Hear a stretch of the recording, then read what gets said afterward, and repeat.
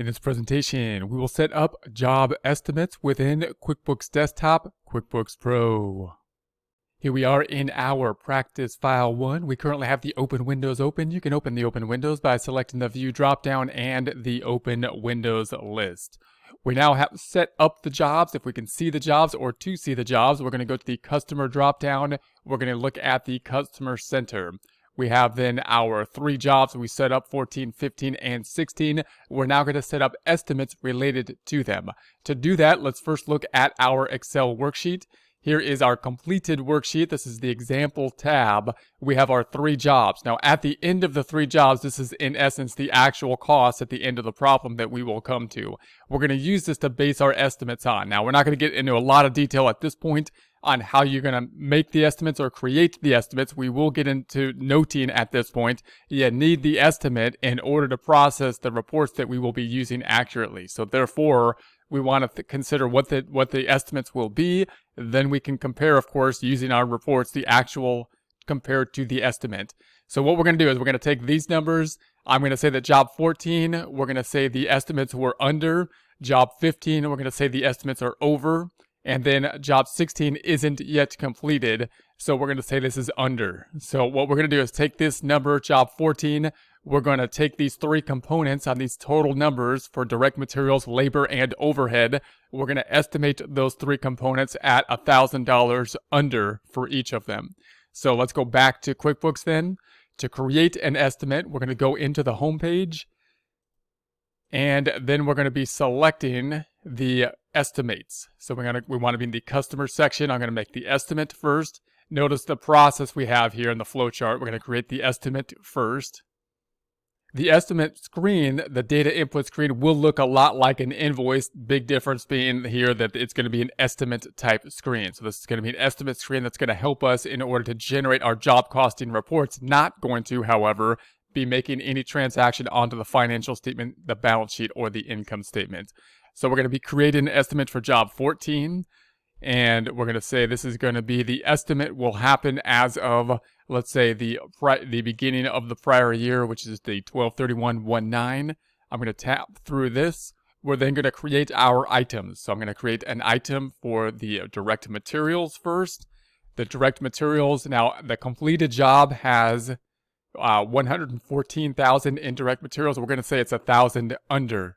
So the estimate at the beginning of the job, we're going to say was 113,000.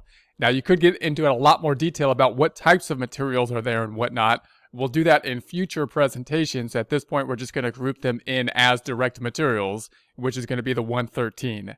Then we're going to have the direct labor. And once again, the completed job for direct labor, the completed cost is 48,000. We're going to put the estimate then 47,000. 47,000. This is at the beginning of the job. We don't know of obviously what the completed rate is going to be. Then we're going to go into the overhead. So we're going to go into factory overhead, and we'll tab through this, and I'm going to say the factory overhead is at 24. We're going to put it at 23. So they're all 1,000 under. This will be 23,000. So there we have that. Now we're going to put the markup, what we expect the markup to be. We're going to say that our markup is 30% or 0.3. So 30% markup. Actually, we need a percentage sign in there. So I'm going to put 30 and then a percentage sign. And so you'll see the total then is going to be that 146. It's obviously calculated as the 113, the 000 times 30%, 0.3 plus the original 113,000, that's the 146, or of course 113,000 times 1.3, 130%, and that's going to be the 146. We're going to do that here too. This is going to be the 30% markup. So we got 30% markup and 30% markup here as well. So 30% markup there as well. That brings us to the total of the 237.9. If I say save and close then, and I'm going to say that this is 30 days. That looks good. So I want it on 12/31. So I'm going to say OK. And then if I go to my reports note, if I go to reports up top, we go to the company and financial, take a look at the balance sheet report.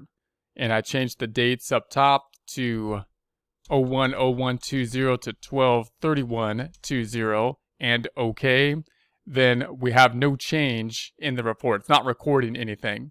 In other words, it's going to be for our information type purposes. It will be there when we run reports such as the job reports, if we run the job versus actual reports. That's what we're going to be doing this for. So then we're going to go back to the home page. We're then going to make another estimate, and we won't run a job versus actual until we enter some actual numbers. So we'll do that next time. So we're going to go to the estimates once again. And then we're going to take a look at the next job, which is job number 15. Same kind of thing. I'm going to put it in there as of 12/31/19, the beginning of the end of the last year, because they were open as of the end of the time period. We're going to put this in there. The direct materials totaled 188, so I'm going to put it in there at 189, 1,000 over. So 189. I'm sorry. First, we're going to put direct materials. It's going to be for 189,000. It's going to be a 30% markup. Then we have the direct labor. Direct labor, it has on the completed job, the 48. We're gonna put, I'm sorry, 84. We're gonna put it on there for 85. So we'll put that on there for 85,000. So that means the actual job will be under, the cost will be under, and then we're gonna say that this is gonna be 30%. 30%. And then we have the factory overhead, which we're going to put on there. The job there is 42. We're going to put it on at 43. So I'm going to call this 43,000 and a 30% markup there as well. And then we'll do this one more time. So I'm going to say save and new this time. Save and new. And we're going to make another estimate for job 16. This time I'm going to put it in the current year we will be working, because it hadn't been started last year on January 1st. So January 1st, it's got direct materials of 80. We'll put it in there at 82 for the completed completed estimate. So direct materials, then I'm going to put the rate at 82,000, and then we're going to have the direct labor. It's in there at the direct labor 120. So we're going to put it at 122. So we're going to say 122,000. And then the markup on both of these is going to be 30% and 30%. And then we have the we have the factory overhead. Factory overhead is on here at the 60. So we're going to put it at 62. So we're going to say 62,000, 30% once again. So then I'm going to say save and close. And it's 30 days out. That's fine. That's what we want. Now, once again, if you go to the balance sheet, no transaction has taken place here, because this is an estimate, not going to be on the financial transactions. No debits and credits for it. However, when we run the reports drop down and we go to the jobs times mileage and we take a look at the estimate versus the actual summary, now we have that detail in there. If, for example, and so it's just the estimate. We don't have any actual yet. Therefore, the difference is now 0. So we have a 0 difference. Then we have the estimate for the amount of revenue. No actual revenue at this point. Therefore, the difference is 0 once again. I mean, the difference is simply the estimated amount, because the actual is 0. The difference is the amount we put in on the estimate. If we go to our report drop down and we go to jobs, time, mileage, and we were to take a look at the jobs versus actual detail, select an actual job, such as 14, and then say OK. Then we got the detail between the items that we have, the direct materials, labor, and overhead. Once again, all we have are the estimate columns, no actual columns. Therefore, there's the difference. The estimated revenue, nothing in actual. Here is the difference.